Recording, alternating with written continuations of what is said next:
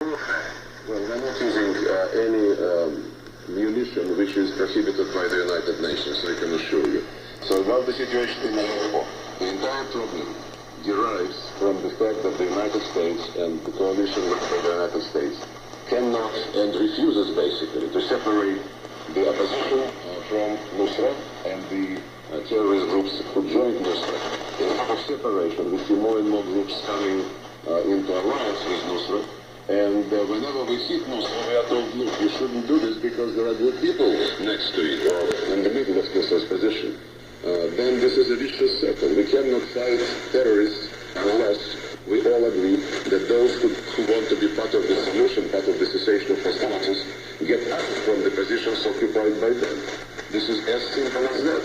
But from the beginning of the U.S. operation in Syria, they started by very reluctant acting ISIL, and they only went after ISIL in real way after we started our operation.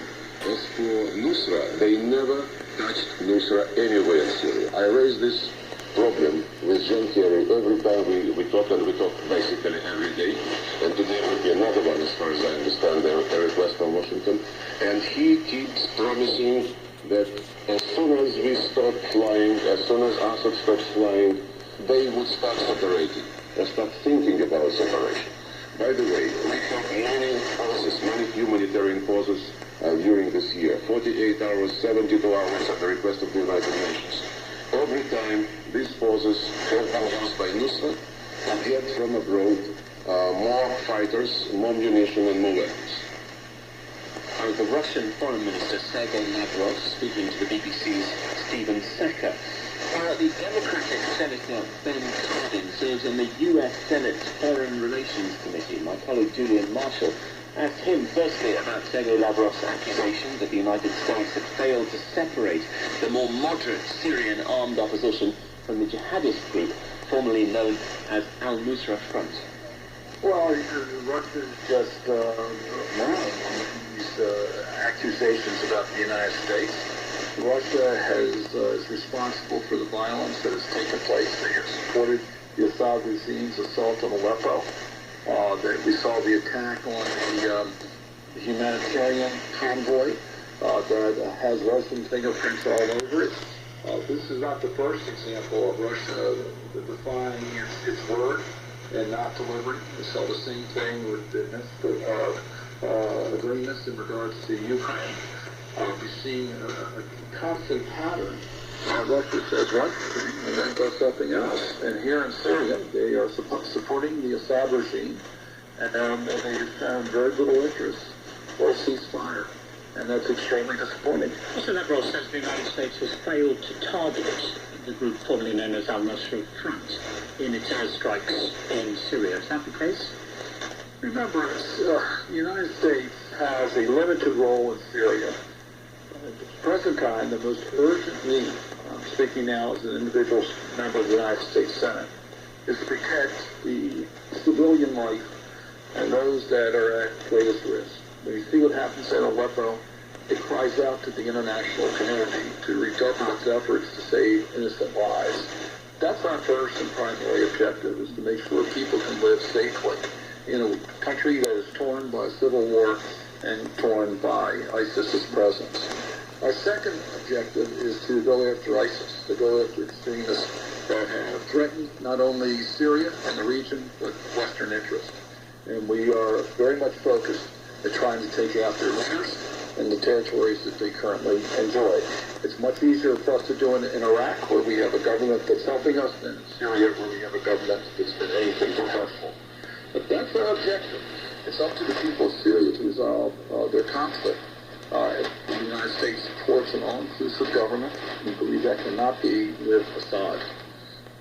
Would you accept, though, that the United States has been rendered impotent in Syria by Russia? You want the bombardment of Aleppo to stop, but that is all you can do, is ask that it should stop, and the only weapon that you have is to threaten to cut off all contacts with Russia.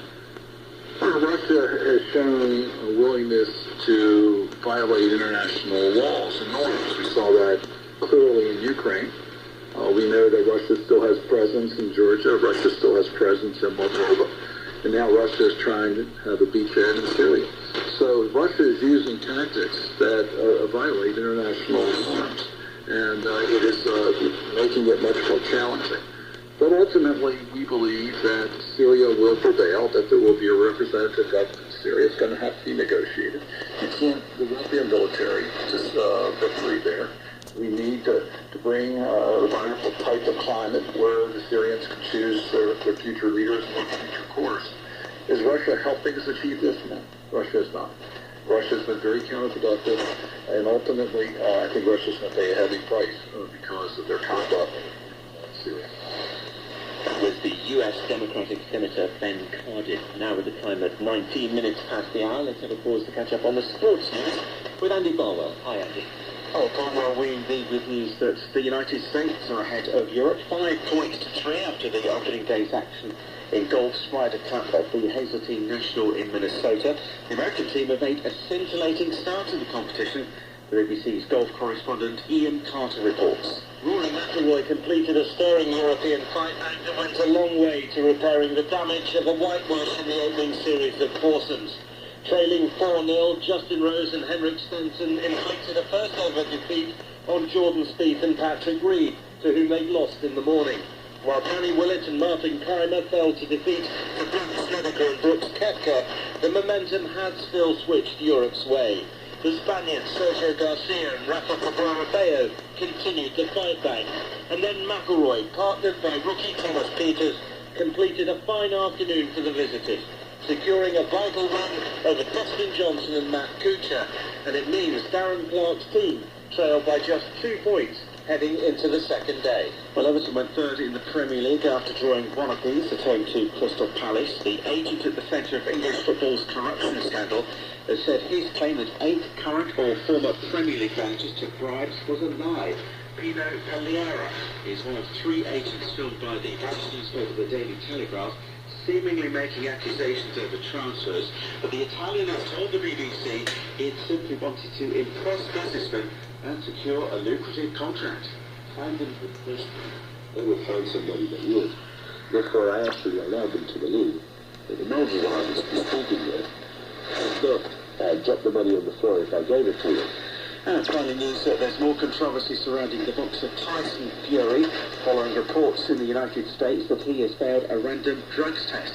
Now this news comes a week after he pulled out of his world heavyweight title rematch against Vladimir Klitschko, and it means that Fury could be stripped of his versions of the world crown and also banned from the sport.